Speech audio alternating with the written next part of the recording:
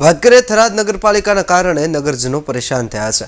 ચામુંડાનગર સોસાયટીમાં ખાડાના કારણે મુશ્કેલી વધી છે, ત્યારે રસ્તા વચ્ચે પડેલા ખાડાના કારણે રહીશો ત્રાહિમામ થયા છે।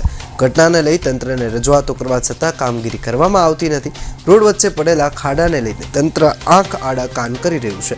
ખાડામાં ગંદા પાણીનો સંગ્રહ થતાં રહીશોમાં રોષ જોવા મળ્યો છે। મારે સાહેબ બેઠા તો છે નહીં, આટલી શીરો ખરાબ થઈ ગઈ છે, રસ્તો નથી સારો। અમારે બધાને અડવાના છોકરા બૈરા મીચા અડર હાથ પર હળ પાણી ભરાઈ જાય છે, બધો રસ્તો સારો નથી, બગડી ગયો છે। કે અમારે આટલો સુધારો કરાવો શેરીના રબારી વાસ્તે, ઠાકોર વાસ્તે, નાઈ વાસ્તે આટલો ઘરનું પાણી આવે છે અને ભાડો ગટર કર્યો છે, પણ ગટર ઉપરથી માથે પાણી જતું ને ઘરમાં વળે પણ પાણી સાહેબ।